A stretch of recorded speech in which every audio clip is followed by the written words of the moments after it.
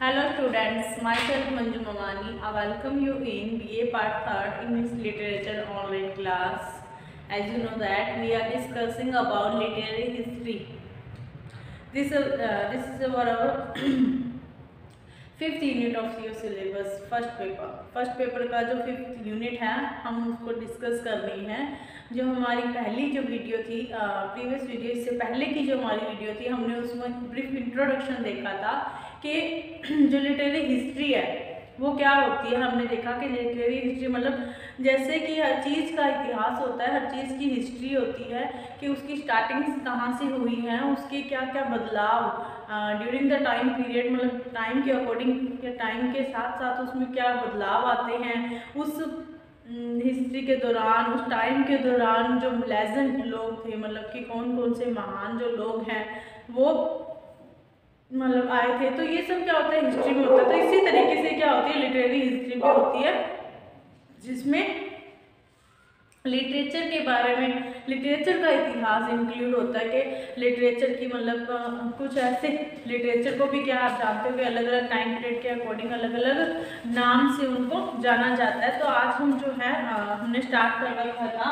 Indo Anglian literature, Indo Anglian literature. जैसे कि हमने पहले वाली जो हमारी वीडियो थी उसमें हमने देखा था कि जो इंडो एंग्लियन लिटरेचर होता है वो क्या होता है कि इंडियन लोगों के द्वारा, जो लोग हैं वो इंडिया के रहने वाले हैं लेकिन वो लिखते किस लैंग्वेज में हैं, इंग्लिश लैंग्वेज में लिखते हैं। मतलब इंडिया के जो लोग एंग्लो लिटरेचर लिखते हैं, इंग्लिश में लिटरेचर का यूज करते हैं, तो उसे हम किस नाम से जाते हैं, इंडो एंग्लियन लिटरेचर के नाम से हम जानते हैं। लिटरेचर को भी क्या है अलग अलग डिवाइडेशन किया हुआ है। तो हमने बात कर रहे थे इंडो एंग्लियन लिटरेचर के बारे में। जो इंडो एंग्लियन लिटरेचर के ऐसे लोग, ऐसे पीपल जो क्या है इंडिया में रहते हैं, इंडियन है, ठीक है, और टच में है, वो कहाँ से बिलोंग करते हैं, इंडिया की अलग अलग लैंग्वेज से टच करते हैं, बिलोंग करते हैं, लेकिन वो राइटिंग किस में कर रहे हैं, इंग्लिश में राइटिंग कर रहे हैं। तो वो लिटरेचर जो है उसको हम किस नाम से जानते हैं, इंडो एंग्लियन लिटरेचर के नाम से जानते हैं। जैसे कि हमने देखा था Indo Anglian literature is different from the Anglo Indian literature. अब यहाँ पर दो तरह के लिटरेचर है, देखो, एक तो होता है इंडो एंग्लियन लिटरेचर, दूसरा होता है एंग्लो इंडियन लिटरेचर। तो आपको थोड़ा ध्यान रखने वाला है, नेक्स्ट जो हमारी वीडियो होगी वो एंग्लो इंडियन के ऊपर ही होगी, तो आप उसमें क्या है कंफ्यूज मत रहना। मैं आपको जो है वो अच्छे से क्लियर कर दूंगी कि दोनों में क्या डिफरेंस है, ठीक है। उसके बाद हमने देखा टर्म देखी थी जो Indo literature term has gained wide acceptance since the last few years, के उसे क्या है मतलब लास्ट फ्यू हम कुछ ने पिछले कुछ सालों से क्या है उन्हें ज़्यादा जो है उसे काम में लिया जा रहा है। जो इंडो एंग्लियन लिटरेचर है उसे it is no longer regarded as an inferior version of English. Several accounts of contemporary researchers Hobson, Jobson, Butler, yes, English bearer of English came way, but they have become a thing of the past, ठीक है। लेकिन उन Haber शॉबर जो थे उन्होंने भी इनको use किया था, लेकिन वो क्या है अब पास्ट का जो है वो पार्ट बन गए हैं। In the present time it has gained, it has got Anglo literature is also known as English literature, Indian English literature। जो इंडो एंग्लियन लिटरेचर है उसको किस नाम से जानते हैं हम, इंडियन इंग्लिश लिटरेचर के नाम से भी जानते हैं, इंडियन इंग्लिश लिटरेचर। इसके बाद हम देखते हैं चलो मैटर है हमारा the early poetry work of Indo Anglian fiction work social, historical, detective and romantic. Indo Anglian literature was deeply influenced by Mahatma Gandhi. Mulk Raj Anand brought to Indian literature the new technique to the stream of consciousness. Raja Rao adopted the autobiographical form of narration. Mulk Raj Anand, Raja Rao, R.K. Narayan and Niraj Chaudhary are the four wheels of Indo-Angling fiction. The most prominent technique of narration is Indo-Angling fiction is the first-person narrative. The central character of a novel, the Indian Angling fiction has imported the technique of creative use of myth. तो आप पहले इसका screenshot लें, उसके बाद हम इस line to line जो है वो बात करते हैं कि क्या है हमारा इंडो एंग्लिश लिटरेचर।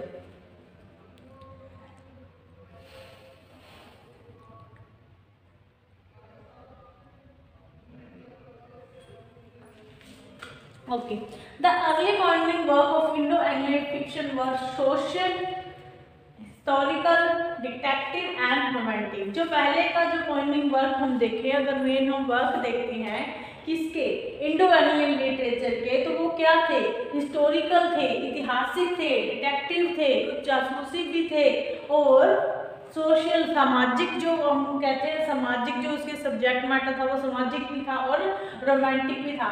इससे पहले की जो हमारी वीडियो थी हमने उसमें इंट्रोडक्शन रीड किया था। अब हम इसकी क्या है थीम के बारे में, इसके मेन जो पोइट हैं, इसके राइटर हैं, उनके बारे में हम बात करने वाले हैं। क्योंकि आपका जो मेन जो क्वेश्चन है या तो आपके आएगा लास्ट वाले में 20 नंबर वाले में, उसमें तो आपको पूरे के पूरे जो हम कहेंगे तो एग्जाम उसको बताना पड़ता है।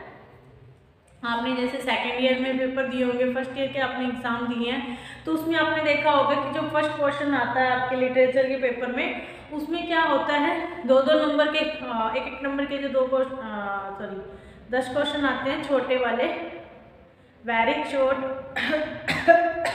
उसमें अगर ये क्वेश्चन पूछा जाएगा, अगर इंडो एंग्लियन का मीन्स पूछा जाएगा या पूछा जाएगा इसके कैरेक्टरिस्टिक्स पूछे जाएंगे, मतलब कि इसकी मेन खूबियाँ। उसके बाद अगर ज़्यादा पूछना चाहे तो इसके दो मतलब राइटर के बारे में पूछा जा सकता है कि इनके 2 राइटर के नाम बताइए, ठीक है।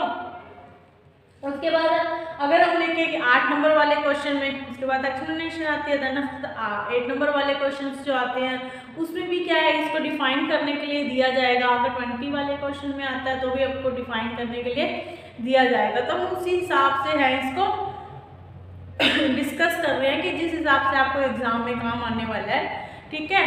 तो देखते हैं कि इसकी जो थीम थी, मतलब कि हम देखें अगर बात करें इसको हम थीम भी कह सकते हैं कि उसकी जो थीम थी पहले क्या थी, social, historical, detective and romantic थी, ठीक है। Indo Anglian literature was deeply influenced by Mahatma Gandhi. अब क्वेश्चन यहाँ से बन सकता है कि इंडो एंग्लियन लिटरेचर था वो ज़्यादा जो डीपली किससे इन्फ्लुएंस था, मतलब किसमें वो प्रभावित था, तो महात्मा गांधी से वो ज़्यादा प्रभावित था। मुल्क राज आनंद brought to Indian literature to new technique to the stream of consciousness। आपने सेकेंड ईयर में देखा था स्ट्रीम ऑफ कॉन्साइसनेस की विचारों की जो धारा है वो लगातार प्रभावित होती रहती है। तो इसको जो ये वाली जो टेक्निक है ये इंडियन लिटरेचर में कौन लेकर आए थे, मुल्क राज आनंद।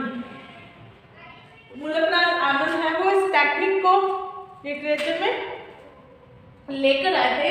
राजा राव, ठीक है, Raja Rao adopted the autobiographical form of narration, ठीक है।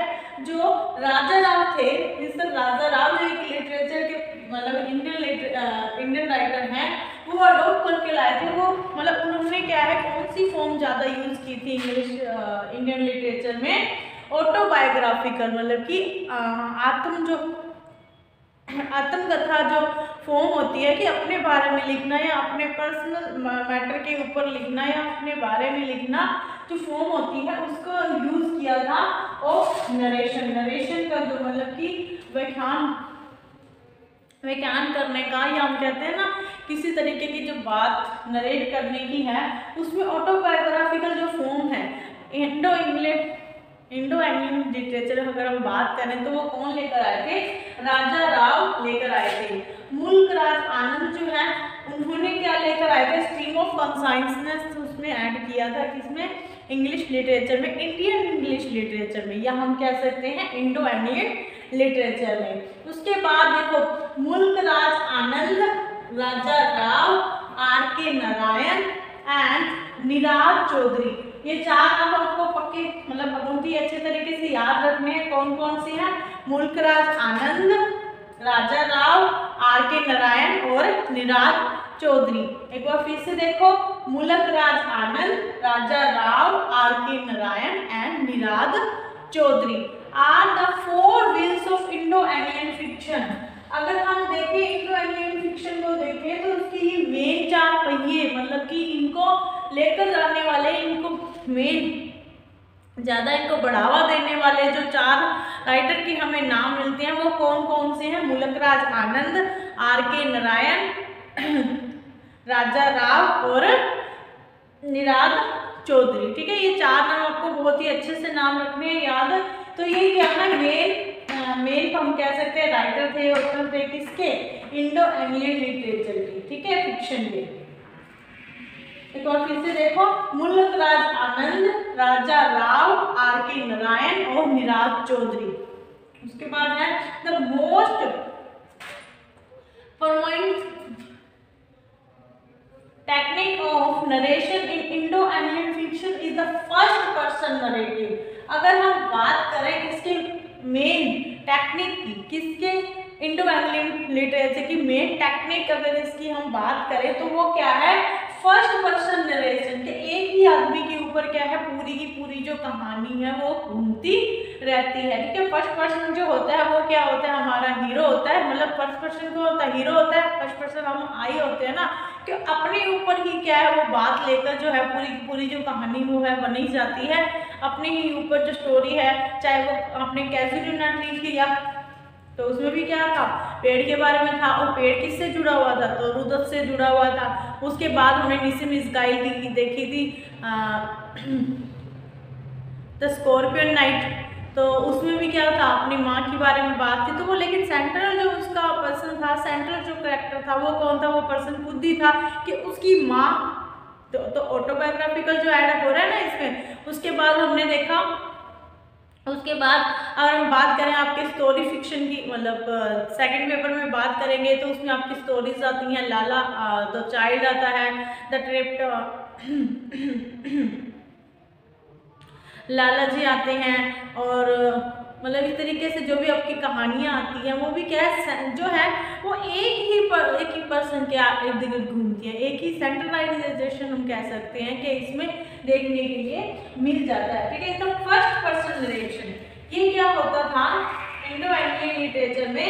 फर्स्ट पर्सन, मतलब कि जो फर्स्ट पर्सन है, जो मेन बोलने वाला है, उसके ऊपर ही जो है वो हमें कहानी देखने के लिए मिलती थी। The central character of A novel, वही क्या होता था? जो फर्स्ट पर्सन होता था वही सेंट्रल जो है वो कैरेक्टर होता था। जैसे कि आपने, हम नॉवल जब आपके सिलेबस में स्टार्ट करेंगे, आपका नॉवल जो है तारा, अब पूरी की पूरी जो कहानी है उसका सेंट्रल जो हम कहते हैं कैरेक्टर कौन है? तारा ही है, नाम भी उसके ऊपर ही लिखा हुआ है। ठीक है, तो तारा के ऊपर ही पूरी कहानी चलेगी। उसके बाद अगर हम बात करें आपके ड्रामा के बारे में, जो है वैंड्रोप स्वीट, वो क्या है?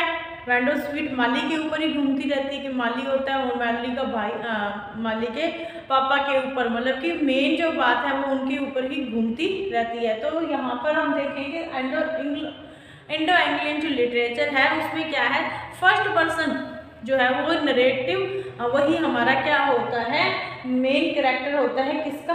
नोवेल का मेन कैरेक्टर होता है किसका? हमारी पोइट्री का या हम किसी भी राइटिंग का। ठीक है, Indo Anglian fiction has imported the technique of creative use of myth. अगर हम बात करें तो ये क्या लेकर आए थे? इंपोर्ट किया था इन्होंने। इंपोर्ट मतलब कि ये अपने अंदर उन्होंने इंपोर्ट किया था, लिया था, आयात किया था। क्या आयात किया था? Technique of creative use of. इन्होंने मिथ हमें पता है क्या होते हैं? जो हमारे धार्मिक जो दृष्टिकोण होते हैं, धार्मिक मिथोलॉजी होती है ना, कि धार्मिक स्थिति या हमारे दिमाग से जुड़ी हुई या हमारे मतलब रिलेशन से जुड़ी हुई, या हम कह सकते हैं जो पूरा वर्ड है उससे हमारी कुछ जुड़ी हुई पुरानी हिस्ट्री से जुड़ी हुई जो बातें होती है वो मिथ में आती हैं।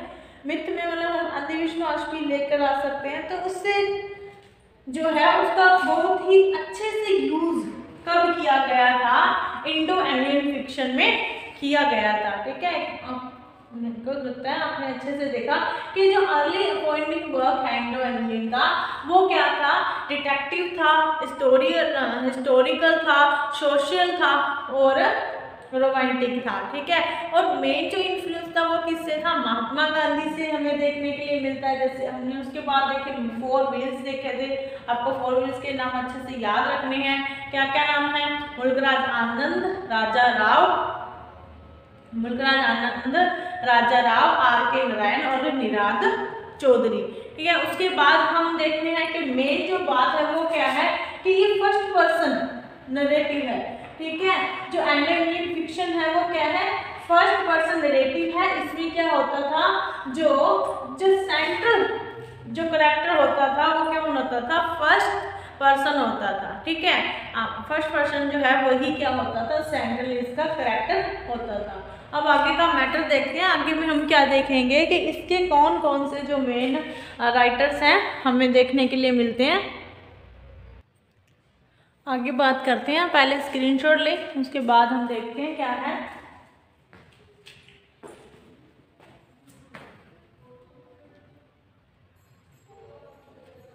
Okay, Indo-Aryan literature has been gathering weight and variety in the hands of illustrious persons such as Toru Dutt, R.N. Tagore, means Rabindranath Tagore, Sarojini Naidu, Nissim Ismail, A.K. Ramanujan, R.K. Narayan, Anita Desai, and many others. Indian writing in English have effectively express the variegated picture of Indian life and thus added a fresh flavor and a new direction to the English literature. अगर हम बात करें Indo Anglian literature की, तो इससे main जो gathering है wave and the variety, तो इसमें बहुत सारी विविधताएं हमें देखने के लिए मिल जाती है, क्योंकि हम जानते हैं जो इंडियन जो लाइफ है वो भी क्या है, विविधताओं से भरी हुई है, वैरायटीज से भरी हुई है। तो नॉर्मल सी बात है, जो इंडियन जो लोग हैं उनके पास बहुत सारी जो है हम कह सकते हैं थीम्स भी हो सकती हैं, बहुत ही सारे उनके पास वैरायटी हैं अलग अलग तरीके की। उन सब का जो यूज़ है उन्होंने अपने लिटरेचर में किया है। तो इन वैरायटी का जो यूज़ है मेनली मतलब हम बात करें तो बहुत ही इलस्ट्रेटिव, बहुत ही गुणी पर्सनों के द्वारा मतलब कि गुणी लोगों के द्वारा जो है वो यूज किया गया था। सच कौन कौन से हैं, मतलब कि बात करें तो हम तोरू दत्त, आप जानती हैं तोरू दत्त ने हमने कैजुअलिटी जो हमने रीड किया है। उसके बाद रविंद्रनाथ टैगोर के बारे में तो आप भी जानती हो कि उन्होंने हमारे राष्ट्रगान नेशनल एंथम को उन्होंने ही राइट किया है। तो उसको जब हम सुनते हैं तो हमें पता चलता है कि किस तरीके के मतलब कह सकते हैं राइटर थे वो, एक तरीके के पोइट भी कह सकते हैं। तो हमें जो मेन उनकी वैरायटी है, उसके बाद हम सरोजनी नायडू, निसिम इस्माइल आपने देखा होगा जब हमने रीड किया था जो आपके पोएम है, सेकंड पोएम है इसकी पोइट्री की फर्स्ट पेपर की, the scorpion night of the scorpion. तो उसमें भी किस तरीके से डिस्क्रिप्शन दिया हुआ था रूरल साइड का दिया हुआ था, जिसमें रूरल पीपल्स जो थे उनके बारे में बताया गया था, जो विलेजर थे वो किस तरीके से उनकी थिंकिंग के बारे में हमने देखा था, उसमें बताया हुआ था। उसके बाद R.K. रामानुजन की आपने इकोलॉजी जो है आपके सिलेबस में ऐड की हुई है। रामानुजन की इकोलॉजी जब देखा था कि वो डिवोटी था अपने मदर के पीछे, कि उसकी मदर को क्या हो जाता था, माइग्रेन रहता था, तो वो अपनी मदर के लिए क्या रहता था। तो ये सब जो चीज़ें हैं ये हमारे इंडियन लिटरेचर में ज़्यादा देखने मिले, मतलब इंडियन जो लाइफ है उसमें ज़्यादा देखने के लिए मिल सकती है। उसके बाद देखो R.K. नारायण, अनीता देसाई और मैनी अदर। तो इनके द्वारा जो है वो हमारे इंग्लिश लिटरेचर, जो हमारे इंडो इंग्लिश लिटरेचर है, इंडो एंग्लियन लिटरेचर है, उसको ज़्यादा बढ़ाया गया, उनको लोगों के सामने ज़्यादा से ज़्यादा लाया गया। तो अगर आपके सिविल में क्वेश्चन आता है कि मेन इसके क्या है, आपको पिलर लिखने हैं किसके मेन। अगर पिलर्स की बात करें तो हमने 4 नाम देखे थे, कौन कौन से नाम थे, राजा राव, R.K. नारायण, राजा राव था, R.K. नारायण थे, और उसके बाद हमने देखा था कि रामानुजन भी थे और निरादर चौधरी। तो उसके बाद अगर हम मेन कुछ अगर पोइट के आपके नाम क्वेश्चन आ जाता है कि name the few poet, name the few Anglo Indian writer के, एंग्लो इंडियन राइटर के, इंडो इंडियन लिटरेचर के आपके कुछ पोइट्स के नाम बताने हैं तो आप उसमें नाम बता सकते हो। तोरू दत्त, अनीता देसाई, निसिम इस्काइल, जो क्या है रहने वाले तो किसके, इंडिया के हैं, लेकिन वो लिटरेचर जो राइटिंग है वो किस में करते हैं, इंग्लिश में करते हैं। इसके बाद Indian writing in English has effectively express the variegated picture of Indian life। अब हम बात करेंगे इसके ऊपर सबसे ज़्यादा प्रभाव किसका पड़ता है, हमें सबसे ज़्यादा जो है हमें पिक्चर किसकी देखने के लिए मिल जाती है, हमारे इंडियन लाइफ की, हमारा जो इंडियन भारतीय जीवन है उसकी जो पिक्चर है वो हमें इस लिटरेचर में बहुत ही अच्छी वैराइटेड, मतलब कि बहुत ही वैरायटी विविधताओं से भरे हुए जो है हमें पिक्चर देखने के लिए मिल जाती है इंडो इंडियन लिटरेचर में। एंड दस एडेड अ फ्रेश फ्लेवर, तो इस तरीके से क्या है उसमें फ्रेश फ्लेवर, एक अलग सा ही जो है हमें स्वाद देखने के लिए मिलता है लिटरेचर में। एंड ए न्यू डायरेक्शन, और उसने क्या है इंग्लिश लिटरेचर को एक नई दिशा प्रदान की है। जो इंडो इंडियन लिटरेचर है उसने जो इंग्लिश लिटरेचर है उसको एक नई दिशा प्रदान की है, क्योंकि बहुत सारी वेराइटीज मिल जाती हैं। इंडियन लिटरेचर जो है हमें जानते हैं कि इंडियन जो लिटरेचर है कई तरह के जो हमें उसमें थीम मिलती है, कई तरह के। अब आपने देखा होगा जो वैसे हम देखते हैं महाभारत, कालिदास की अगर हम बात करें तो कितने लेजेंड जो है हमारे सामने पोइट, हमारे सामने जो है वो राइटर आते हैं, मीरा देवी, कबीर। तो इन सब से क्या है, इन सभी से ही अगर वो लोग महात्मा गांधी जो है, महात्मा गांधी भी क्या थे, बुक्स लिखी थी उन्होंने, तो उनसे ज़्यादा से ज़्यादा वो इन्फ्लुएंस होकर, उनसे ज़्यादा से ज़्यादा प्रेरित होकर उन्होंने क्या है इंग्लिश में राइटिंग करना स्टार्ट किया था। तो ये इंग्लिश लिटरेचर में एक बहुत ही अच्छा मोड़ लेकर आए थे, बहुत ही ज़्यादा वैरायटीज जो है वो लेकर आए थे। तो आपको क्या है नाम याद रखने हैं, एक तो फोर व्हील्स के नाम याद रखने हैं और उसकी कुछ जो मेन कुछ जो राइटर्स हैं, पोइट्स हैं, उनके नाम याद रखने हैं। और आपको क्या नाम रखना है, इंडो इंडियन लिटरेचर जो है वो क्या है, लोग तो इंडियन है लेकिन राइटिंग किस में करते हैं, इंग्लिश में राइटिंग करते हैं। ऐसे लोग जो किससे बिलोंग करते हैं, इंडिया से बिलोंग करते हैं, और इंडिया की जो लैंग्वेजेस हैं, कितनी सारी लैंग्वेज हैं, बिलोंग तो वहाँ से करते हैं, लेकिन जो उनकी राइटिंग है, लिखते किस में है, वो कहानियाँ तो चाहे अपने एरिया की होंगी लेकिन वो लिखेंगे किस में, इंग्लिश में लिखेंगे। उसी को हम किस नाम से जानते हैं, इंडो इंडियन लिटरेचर के नाम से जानते हैं। और इसको हम क्या है इंडियन इंग्लिश लिटरेचर भी कह सकते हैं। तो आज की क्लास में बस इतना ही। जो अगली हमारी नेक्स्ट क्लास होगी उसमें हम एंग्लो इंडियन लिटरेचर के बारे में बात करेंगे, और उसमें क्या है हम इस कन्फ्यूज़न को भी मतलब डिस्कस करेंगे कि इनके जो नाम है उसमें सिर्फ जो वर्ड है वो ही, सिर्फ वर्ड की जो सिचुएशन है वही चेंज हो जाती है, लेकिन जो पूरा मीनिंग है उनका पूरा का पूरा जो सेंस है वो चेंज हो जाता है। तो मिलते हैं हमारी नेक्स्ट वीडियो में अगले टॉपिक के साथ। तब तक आप घर पर रहिए, सुरक्षित रहिए, पढ़ते रहिए और नोट्स बनाते रहिए। Thank you.